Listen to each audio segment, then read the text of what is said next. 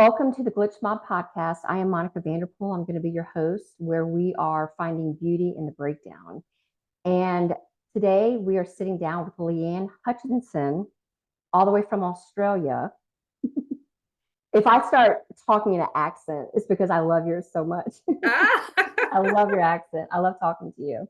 But Leanne, she supports and helps women as single parents coming out of relationships. And name of her company is called Life After Plus One. So Leanne, welcome. Thank you so much for joining us. Thank you. Thank you for having me. Yes. So can we start? Give us a little background about you and where you are now. Yep. So I've been single parenting for probably about 10 years now. When I broke up with my daughter's father, for me, I just felt very alone. I didn't have the support I needed. I didn't know where to go, what to do. And the hardest thing is with that breakup that I went through, I lost a lot of my friends, and which made me feel even more alone. That was the time I needed my friends. And just through different businesses that I've been through, I lost the passion for what I was doing in my previous business, and I wanted to do something more. I was helping people, and I've always wanted to do something more with supporting single parents going through their breakup. And I've done some coaching and training and all that throughout the years, and I've just decided this is my time to get out there and help people that don't know where to go and don't know what to do. And because we get all these emotions and challenges that we're just thrown with all of a sudden, it's like, whoa, how do I deal with this? Right. Now, how long were you with your daughter's husband? I was only with him, believe it or not, for about 2 years. Okay. So it wasn't a really long relationship, Mhm. but it was fast and it moved. Yeah. It was I intense. mean, I had been married, like I wasn't actually married to him. We were Mhm. together in a relationship, but I have been married previously. I don't have kids with that previous marriage. Okay. So I've only got the one daughter with my daughter's father, but Mhm. that was about maybe a little bit over 2 years, and it was Okay. just So very you a lot of gaslighting in that one. So we went in really fast. Right. So did you know right away that I need to get out of this? Let's just say there were a lot of breakups in Okay. between. So Mhm. I knew it wasn't healthy, but I kept making excuses. What can I do to make this better? How can I fix him? I kept Mhm. having that mentality. How can I fix him? How can Yeah. I make him want to change? You can't. You can't change anyone. And when you're that kind of person that's a fixer, you like to fix things and Yeah. make everyone happy. You Mhm. keep thinking, yeah, I can make it work. I can help him. Right. Tomorrow Yeah. will be better. You keep telling yourself tomorrow's going to be better. Tomorrow's going to be better. Mhm. Yeah. I went down the path of counseling with him, and he thought it was a waste of time. Right. So there was a lot of breakups in between, so I knew it was toxic. And then Mhm. there was just one incident that happened. I was just like, that's my cue to get out. Yeah. So how was life after that with you and your daughter in dealing with them? At the start, it was very challenging, which is another reason why I'm moved into doing this with Life After Plus One, because that's the hardest part of the breakup. When you've just broken up and you're confused, and it's a lot of emotions. You're not only dealing with the breakup, which is hard in itself, you're Mhm. dealing with co-parenting, you're dealing with having to let go of that one person that you love more than anything, and having to hand them over to that one person that you hate more than anything. And not everyone's in that same situation. Some people do Mhm. still get along with their ex, Mhm. but that is very challenging, and it's learning how to let your ego go, let those emotions go, and realize they're not in your life for you, they're in your life Mhm. for your child. And you also have to accept the fact that even though your relationship is ending with them, Yeah. their relationship with the child's not ending, which means you still have to deal with them. Yes. As much as Yes. you might not want to, you still have to deal with them. And that's the one thing a lot of people struggle the most with, because they're Mhm. still hurt from their breakup, and they're still holding on to all that anger and whatever else happened in their relationship. Mhm. And they're holding that on with the relationship that they can have with the kid, and they're not. And it's easy for people to deprive that other parent of a relationship with the child, or to be involved because they're still angry at them because of the relationship. And it's about learning to try and let that go and realize you're just pretty much acquaintances now, and Right. that's their parent, and you Mhm. share a child, but you don't share a relationship anymore. And I'm assuming you see a lot of this, especially in the beginning when they first separate because of that anger. Do you notice a lot of Oh, bad definitely. mouthing of the other parent in front of the child? Yeah. Can you And that's speak on hard. that a little bit? You don't necessarily see it, but it's just, that it's happening. But and I think the biggest thing and the hardest thing to learn is the way we behave. The kids pick it up. The kids see everything. They Right. process everything. And if they see us fighting with the other parent, then they're not going to want to go there, or they're going to avoid that whole swap over period, the handover period, because they know whenever mum and dad see each other, it's going to be a fight. So the Mhm. kids are trying to avoid that because they don't want mum and dad fighting, or it affects their mood. Whenever we're fighting with the other parent, or the one parent's fighting with the other parent, Mhm. it affects the kid's mood. You see, Right. yeah, any mood that we're in, like even myself just today, like, or yesterday, for example, I was a bit nervous about something. I had something going on, and my daughter was picking up that mood.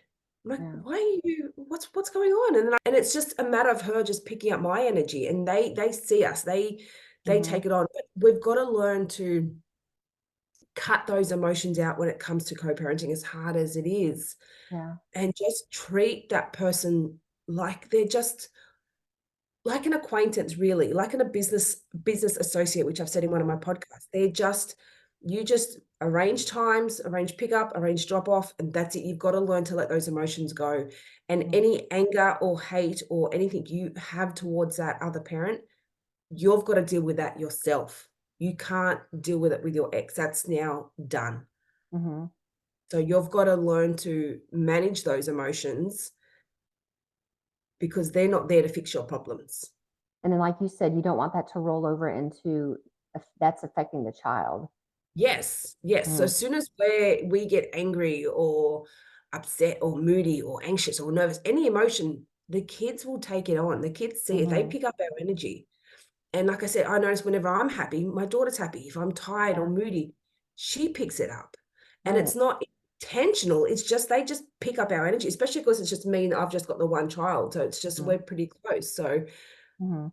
um, but she's always picking up my energy. So it's so important not to have any fighting or bitterness. And also it's in a way you're turning one child away from the other parent. Like if they seeing you fighting with the other parent, Mhm. it's then they might be like, oh, I don't want to go to dad's because they said this or because they said that. You don't want to involve the kids in that drama. It's Right. your issue with them, not the kids' Mhm. issue.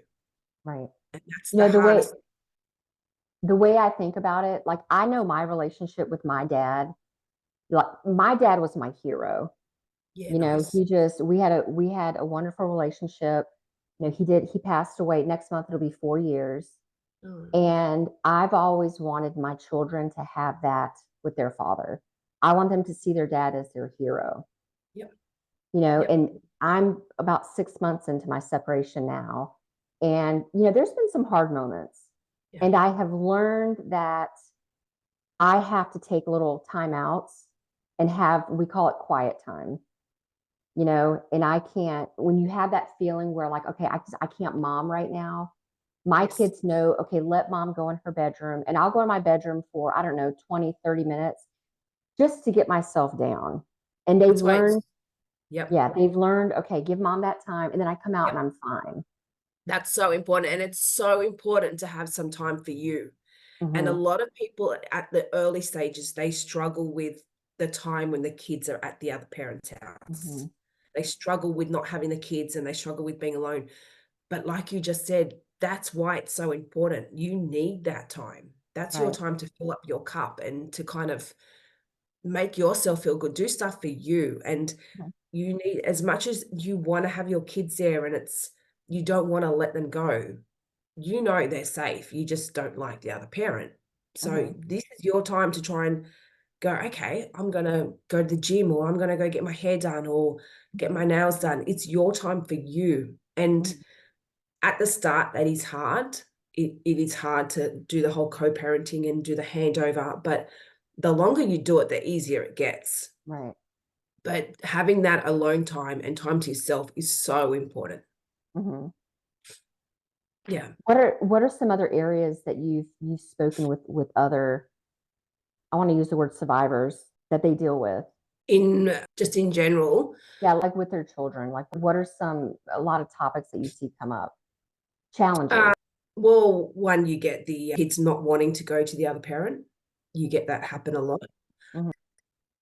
Just dealing with when the other parent gets a new partner, Hmm. and you can deal with challenges there, like Yeah. feeling left, Let's like let's you're. let's speak on that. Let's speak on that Yep. when the other parent gets somebody. Well, I guess it depends on how that relationship is with you. If you're in a toxic relationship with them and it's not healthy with you, it's challenging. It's hard. Hmm. I mean, it's really beautiful when you get along with your ex and they get a new partner and you all get along well. That's amazing and it's really Hmm. healthy for the kids. But unfortunately, it's not always that easy. Hmm. But it's very challenging to be in a situation where your ex has a new partner and they're not cooperative of you, or they undermine you, or Hmm. at the end of the day, you can't interfere with how they parent. Hmm. You can't say, you can't do this, you can't do that. That's what they do in their house. As much as you may disagree with it, Hmm. that's what happens in their house. It's just Hmm. like if they came to you and said, I don't like you doing this, you probably wouldn't like it. Right. You'll probably So do it.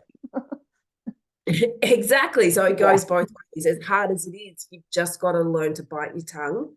Hmm. And then when the kids are with you, you've just got to teach them, or raise them how you would want them to be raised, Right. and show them what's right. And if it was something really not appropriate, and then maybe you can sit down and have a chat with the kids, depending on what it is, and say, well, mummy doesn't agree with that, but that's what happens there. But Hmm. when you're here with me, that's not how I like to do things. So it's all a matter of how you communicate with the kids, and how, yeah, just not involving yourself in The way what they they. parent. Hmm. Yes. And don't you feel, I feel like there needs to be a little time period before your child is introduced to a significant Oh, other. definitely. Definitely. I Yeah. wouldn't just be introducing to someone that they've just started dating. I Hmm. would say hold off until you know it's something that's going to be a long term. Right. And these days, that's hard, isn't it? You don't know. You could be Hmm. in something that you think they're going to be your husband or your wife or whatever, but then a few months down the track, it's all over. So you just don't know. But I would say avoid introducing the kids for as long as possible Hmm. until you both have had a conversation about it being a serious relationship and being a long-term relationship. Right. And also, especially when you're dealing with narcissists, they tend to love bomb. So when they 100%. are in a new relationship and they're, love bombing this other person, it can seem like it's moving fast, meaning in their world. So they could be 3 months into it and think, oh, this is my soulmate. Yep. But our That's experience is like, no, you've been love bombed. yep, that's exactly what happened with me. That's why the Mhm. relationship with my daughter's father went really fast and really quick. He just threw everything at me, and I was just like, what's happening? Right. And like we were discussing earlier, I hadn't heard of this term narcissism or anything like that. I'm like, and I just thought that was him, because this was going back so many years now. And but that's exactly what happened. It was just so early in the stage. He bought me a toothbrush for when you stay here. Here's a toothbrush. I'm like, oh, that's a bit early, but okay. And Yeah. it was just little things like that, and they know how to get you. Hmm. But nowadays, you know what these signs are. You're aware of it. But back then, I Hmm. had never even seen this before. Right. And you said you're about 10 years into it, being Yeah. a single mother. And yeah, so this would have been a few years prior to that when I first met him. So yeah. Okay. So But yes, how is it now after 10 years? Has it gotten a little bit better or you it still has have its moments. It has uh-huh. its moments. it's my communication is purely about my daughter. He'll Mhm. have his moments where he'll try and have little digs at me about other stuff or maybe about other people that I've dated in the past, like, 'cause since we've broken up, I have dated other people. Mhm. Um, or he'll find anything to have a little dig at me about, Mhm. and Right. you can't feed into that. As hard Right. as it is, you wanna bite back and just say, "Oh," Mhm. just have a go at them at something, but it's those kind of people don't just back down, No. and if you bite back, it's just gonna Right. They're you looking for you a just reaction. yeah, that's Mhm. it, and sometimes no reaction is the best reaction. For sure. Yeah. So he can sometimes send me this lengthy message, and then he might down the bottom put a little comment about my daughter. I will only acknowledge that. I don't Right. excuse me, I don't acknowledge anything else that's not related to my daughter, and if it gets out of hand, then Mhm. I will block. And it takes a lot of training to get to that point. It does, and that again, this is what's made me want to do this because you realize in that moment, and like I said, there's so many emotions and challenges that's put in front of us as a single parent Mhm. when you've just got into this. And the hardest part is you're dealing with the breakup. And dealing with a breakup when you don't have kids is hard in itself. But you're dealing with a breakup with someone who's got to stay in your life. Yeah. And then you've Yeah. got to share kids with this person. So you're dealing with so many emotions and challenges that you just don't know how to deal with. Mhm. And that's now I look back on it and I just think I would handle that so differently because you know the signs and you know what to do. Mhm. And I mean, I'm not I'm not triggered or phased by anything. I don't react to anything that he does anymore, but it's my passion to want to help people to see because you see people just so nasty and bitter about their ex and trying to get every cent they can out of them and trying to and avoiding not letting them take the kids on holidays. I'm like, why? Just Yeah. let that anger go. It's Mhm. you're making your life harder by being Mhm. so angry and bitter about it. Right. You're You gotta make it about the kids. 100% and yourself. So how, when she was what, 1, you said? Yeah, it was just after her first birthday. Okay. So she probably didn't really know a lot that was going on. As she has No. gotten older, how is your daughter dealing with it? Or have you learned to kind of separate everything and she hasn't sensed the tension between the 2 of you? She is now at an age where she's seeing things in herself, Mhm. and she knows that he parents very differently to mummy. Yeah, So she's picking up a lot of it herself, and so she sometimes goes through a stage where she doesn't want to go there, right. and And it's now, hard. how do you deal with that?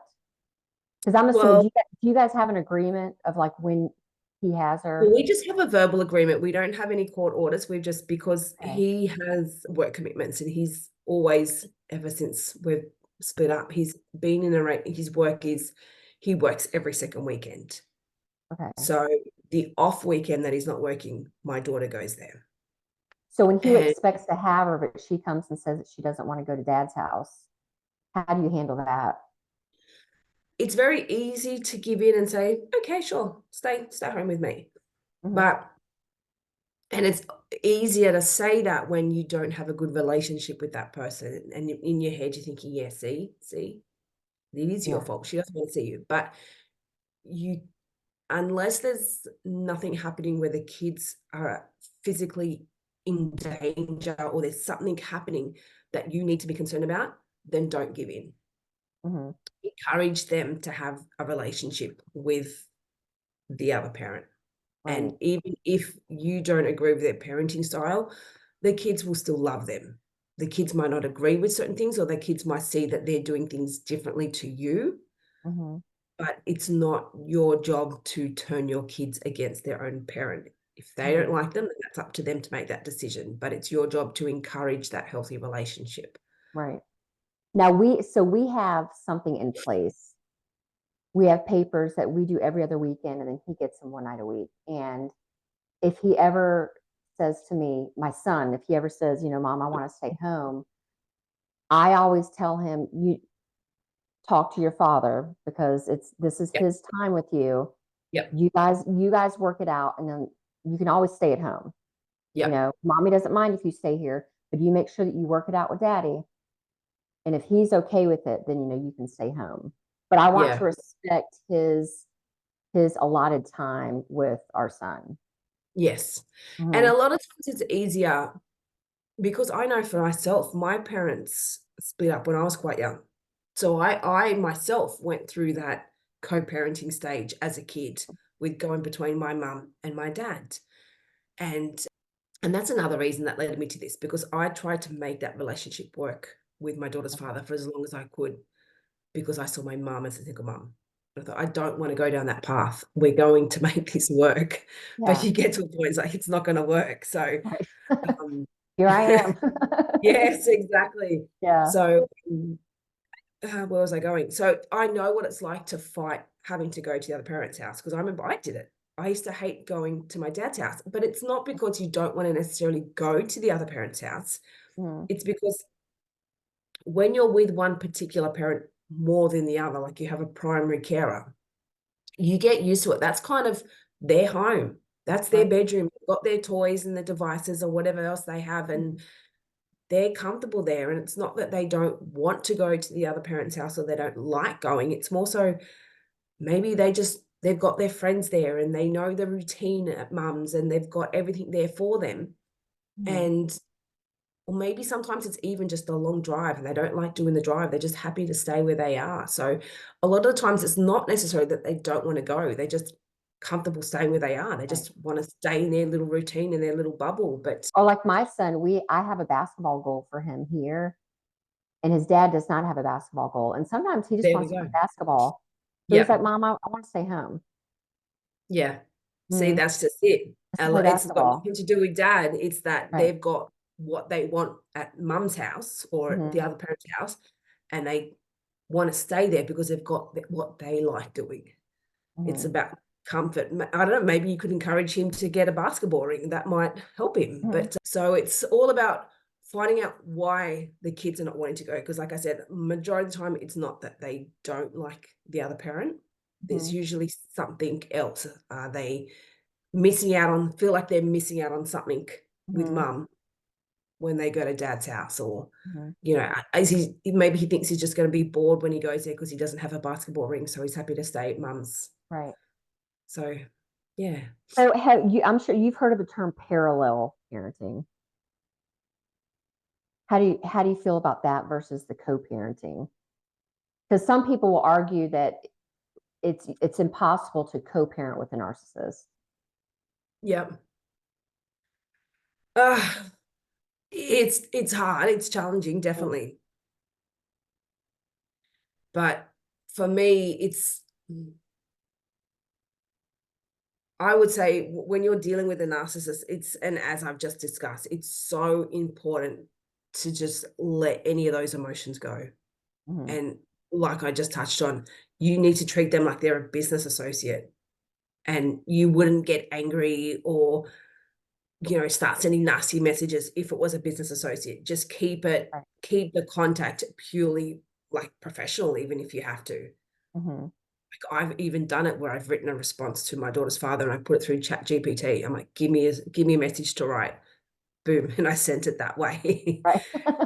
And I actually did it as a test once to see if because quite often when I message, I know the reaction I always get. It's never a friendly one. So I did Right. it as a test. I'm like, let's just do it through ChatGPT and see if I get the Yeah. same response with something I write. Mhm. I got the same response. I'm like, okay, so maybe it's just me personally. It's not the fact Right. that I'm writing it. It's just he knows it's from me. Right. Right. And after a while, when you start ignoring all of those little digs or whatever you want to Yeah, call them, they give up. yeah, eventually it'll die down. Yes. Because at the start, you don't know what's going on. And as humans, we're so inclined to want to just defend ourselves and Mhm. protect ourselves. So when someone's saying a nasty comment to you, you just want to no, that's not true. You just want to Yeah. protect yourself Right. and you want to prove a point and prove that you're not that person. Mhm. But when it comes to narcissists, you don't need to prove a point to them. Mhm. You know who you are. And at the end of the day, they don't care what point you have to prove. They just want to rattle you. Yeah. and they're getting it by your response. Mm-hmm. So, just don't have a response and don't acknowledge. And the more you learn to not even acknowledge that, or learn that you don't have to prove a point to this person. Mm-hmm. It doesn't matter what they think of you. And it's hard because I know what it's like. And I've been in that position where, like I said, when I broke up with him, I lost my closest friends to Yeah. him. Mm-hmm. And I felt like I had to keep defending that. Like, I need these friends now. And he Mm-hmm. managed to convince them that I'd done something wrong, which is why they took his side. That was hard. Yeah. But Which is one of their tactics. yes, Mm-hmm. yes. And you've got to learn, as hard as that is, you've just got to learn to go, okay, well, if they were true friends, they would have come and spoken to me and said, hey, he said this about you, or are you okay? Mm-hmm. But as much as you want to have your friends there and you want to defend yourself, you've just got to learn and go, okay, well, that's not for me. That's toxic, and just let it go. Right. And if you think about it, that makes life so much easier. Mm. You just keep it black and white. Don't throw any emotions with it, and it really just Yeah. makes it simpler. And Yeah. especially when you can, and it takes a while to get to this point, when Yeah. you can just shut that off in your head when you get a text message from them and there's a little dig in there, and that natural reaction to react to that or to, respond back to them. I think it takes a while to shut that off in your Yes, brain. it does. But once you It does. get there, it is a beautiful thing. 100%, Mhm. 100%. And it takes a long time, like you said, to get to that point where you're no longer triggered by this person. Yes. When you get up a message, you're like, oh, okay. Yeah. It doesn't phase you either way. Mhm. So And especially yeah, like my situation, I was with him for 13 years. So, and I'm 6 months into our separation. So, and I've actually gotten to the point, and me being angry has helped that a lot. But to rewire myself, reprogram myself to not respond and to react to what he yep. does or what he says, it was tough to get over that little hump. And there was a Yeah. lot of tears and there was a lot of quiet times and mommy times, but I got there, and now that I'm there, it's life is a lot happier. And I just Yes. feel like rocks have just been dropped off my Oh, back. 100%. Yeah. Hmm. Yep. Yeah. It makes a huge difference. But like we were saying, it doesn't happen overnight. It's a long process to get there. And that's what I want to achieve with what I'm doing, because I see so many things on social media with women complaining about their ex, or vice versa, men complaining about ex, whether it's on singles pages or mums pages. You see it Yeah. all the time. And I think to myself, why are you letting that even bother you? And I Hmm. saw a post just recently of someone saying that their ex is wanting to have more, to see their kid more, and they were complaining, and I'm like, why is that a problem? Yeah. Take that as a good thing. The father is wanting to be involved in the child's life. Hmm. Why not let them have that, and you get more time to yourself? It's a win-win if you ask me. Right. But Hmm. I think so many people get caught up in that angry stage where they feel like if they're giving them more time with a kid, they're giving in to them. Hmm. And they don't want to give in Like to them they're because they've winning. hurt them in the breakup. Hmm. So it's hard to separate those breakup emotions with the parenting emotions. Right. And especially if that's what the kid wants. Exactly. If your child wants that. Take holidays, for example. That's another one that's quite common, where parents will stop the other parent from taking the child on holidays Hmm. because they're giving them, they don't want them to go, or they won't sign the passport for them, or the passport form, and they'll deprive the kid of a holiday purely Right. because it's with the parent. It's like, Right. why would you do that? This is an awesome experience for the kid. And I Yeah. remember my daughter went to Fiji with her dad when she was only 3. That was hard because she was so little. Yeah. And part of me wanted to say, no, no, that's my baby. Hmm. You can't take her. But then I knew that I can't deprive her of that experience. Right. It's not right. You can't do Right. that. Right. I agree with that completely. Do you know What what? are some good tips that you would have for the listeners? Can we just edit this bit quickly? Yeah, yeah. I just noticed my laptop's going flat. Can I just turn my No, charger on? absolutely. I'm so Absolutely. sorry. No, you're Give me fine. a minute.